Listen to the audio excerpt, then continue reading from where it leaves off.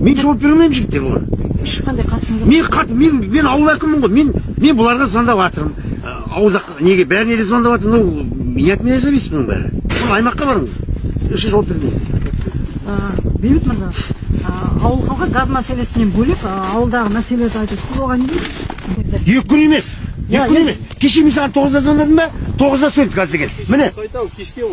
Кеште болған жағдай. Кейбір ауыл тұрғындары бізге хабарласқан 2 күнде өтір, кейбіреулер. Жоқ, айта береді олар. Осы неге халық тыңдайсыңдар, а? Халық деген мал болып кетті ғой, қазір білмейсіңдер ме соны?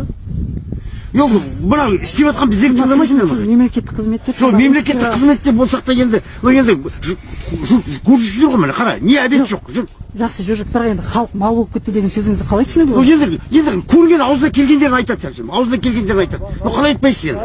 Қалай айт?пайсыз? Сіз неге халықты малға теңеп тұрсыз, түсінбедім. Айтыңызшы. Бейбіт мырза, мен сізді білдей ауыл әкімсіздік мемлекет ете бермеңдерші. жоқ, мемлекет Ондай сөз ете бермеңдерші. Біздің өзіміз проблемамыз бар, барыңыздаршы. жоқ, енді халықты неге малға теңеп тұрсыз? Соны телевизорға айтайын деп едіңдер ме не? Жоқ, не себепті халық мал енді істеп жатырмыз ғой, біз жұмыс істемей жатырмыз екен. жұмыс істеп жатырмыз ғой біздер. жоқ, жақсы істеп жатырсыз, бірақ енді не себепті сіз мемлекеттік қызметкерсіз халықты малға теңеп өтсіз? Кешірім сұраймын жаңа, айтып қойған шығармын жаңа, кешірім сұраймын.